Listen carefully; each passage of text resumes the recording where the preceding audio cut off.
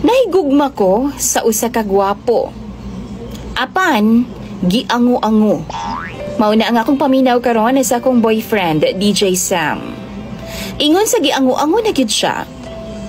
Tawagan na lang ko sa pangalang Daisy.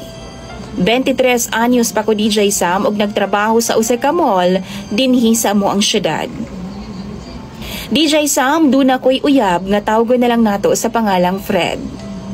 Si Fred, nakaila na ako siya pinaagi sa social media. Gwapo jud tuod siya, pution og chinito. Gipaila-ila na pud nako siya sa akong mga ginikanan. Ang parehas kay Fred, ang tipo gyud nako sa usa ka lalaki. Ganahan gani kayo si mama kay maayo na lang jud daw maliwatan pud mig hitsuraan. Kay sakto-sakto ra pud baya ang among kaliwat DJ Sam. Arang-arang na lang gani mi nga pamilya. Kay ang ako mga ig-agaw jud makaingon kag Diyos ko Lord. Mga dagmalan kaayog hitsura. Kana bitong ilang giingon nga dili daw ikasuroy og mall. Pastila na lang jud.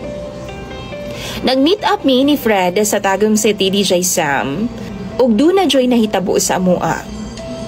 3 months pod mi nga nagkauyab ni Fred sa social media. Okay kayo siya DJ Sam. Hilumon og jolly kayo siyang kaistorya. Human mi mag-lodge, gipasakay pa ko niya og bus pauli sa amo ang syudad pod. Pag uli na ako sa bay, gimingaw kaayo ko sa iyaha. Bunta, gabi, ga-video call jud mi. Human sa 2 ka semana, giagni ko ni Fred nga mobisita na po daw ko sa ilahang bay og pwede ba daw nga magstay ko didto aron nga maila-ila po daw nako ang iyang pamilya. Probinsya ang ilaha DJ Sam. Maong nag-leave ko og 1 week og niuban ko kang Fred. Tuod man, naabot jud ko sa ilaha o ganahan kaayo ko sa iyang pamilya. Kay mga buutan kaayo. Ikaduhang gabi nananghid siya nako nga pwede ba daw magtagay daw sila sa unahan, kauban ang iyang mga amigo. Ako ara pod siyang gisugtan kay naaraman siya sa duol sa ilang bay.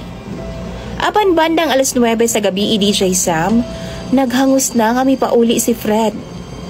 Nakulbaan kayo ko. Nangutana ko ngano. Basin og nakakita siyag away DJ Sam, maong natarantar ko. Pero ana pa siya, tagam daw. Knockdown daw si Coco Martin. Nagsinumbagay daw sila sa ilahang kakawan. Wa rapod ko DJ Sam kay abi kog nagjoke lang si Fred. Apan lain naman kay iyahan namang balik-balikon. Gikulata lagi daw niyag taman si Coco Martin. Gibiyaan ako siya DJ Sam og nisud ko sa kwarto kay nagkuha kog sinina niya kay lagi basa kaayo siya sa singot, baho pa jud kaayong tuba. Pero gihukaran ako siyang daan DJ Sam aron nga makakaon na siya. Apan wa ko mag-expect sa akong nakita pagbalik nako. Nagpatong na siya sa lamesa. Nagpungko samtang gakaon. Hubo siya tanan DJ Sam ug ang iyahang tabadidoy ni sagol na sa iyang bahawan. Nikaon na pud og mumuho samtang siya gayaw-yaw kang Coco Martin ug uban pang mga artista nga iya halagi daw gipangkulata. Paglingit niya sa kuha DJ Sam, dili na pangalan nako ang iyahang tawag, kundi Snow White na. Nihangyo ko sa mama niya nga didto lang ko sa ilaha matug ug maayo na lang kay misugot nga didto ko matug sa ilang kwarto kay grabe na gid kaay akong hadluka DJ Sam. Pagkaugma, naglali silang duha sa iyang papa kay di ay namatay ang ilahang turo nga kanding. Unsaon, gipainom man daw og suka ni Fred. Nangutan ako kay Fred, ngano? Apa niingon siya DJ Sam nga gisamuka na gid daw kaayo siya sa ilahang kanding.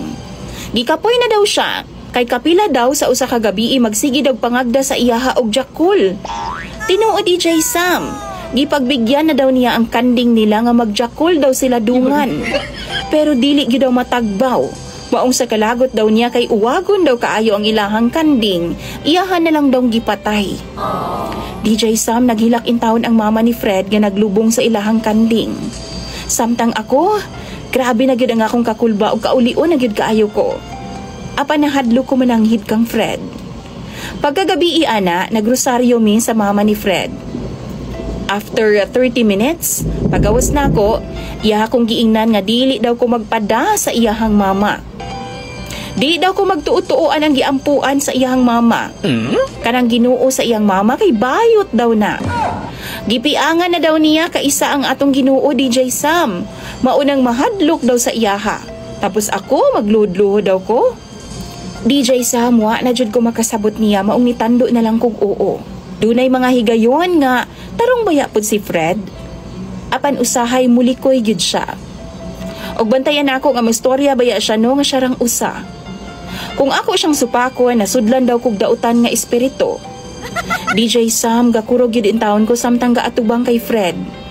Pati ang ilahang iro DJ Sam, iyaha kong giingnan nga nasudlan daw og espiritu ni Nancy sa Momoland. Maong sexy ug gwapa daw kaayo mulakaw ang ilang iro.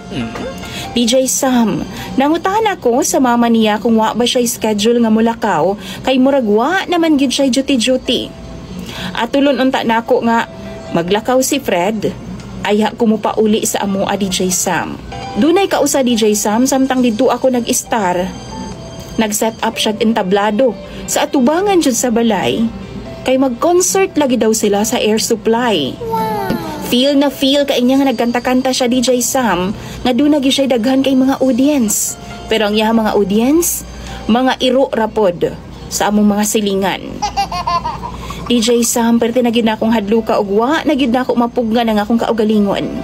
Apan bago ko mulakaw, akong giistorya ang iyang mama og gipangutana. Ana pa si auntie, sugod daw nga nilakaw ang ilang anak og nawala og 2 ka tuig sa ilang puder. Pag uliing anak na daw. Murag lain na ang paminsar. Ana pa siya, buutan man daw si Fred kani adto. Manggihuna-hunaon og manggihatagon kaayo. Ingon pa sa iyahang mama DJ Sam, naguul po daw sila sa kahimtang sa ilang anak. Ug mihangyo pa si auntie nako nga dili daw pasakitan ang ilang anak DJ Sam kay basin mo samot daw kinig kayabag. Gipasaad ko ni auntie nga unungan ako si Fred ug ihatag daw nila sa amo ang duha ang napulo ka ektaryas nga yuta nga ilahang napundar. Kay dili na po daw sila kahibaw kung magdugay pa sila aning kalibutana. Wa daw mahibilin kay Fred. Pagpauli na ako DJ Sam sa amo ang syudad, baon na ako ang kalibog. Labi pa kay ni chat na pud si Fred nako nga gimingaw na daw siya pag-ayo nako ug siya na pud daw ang nagplano nga muduaw dinhi sa amoa.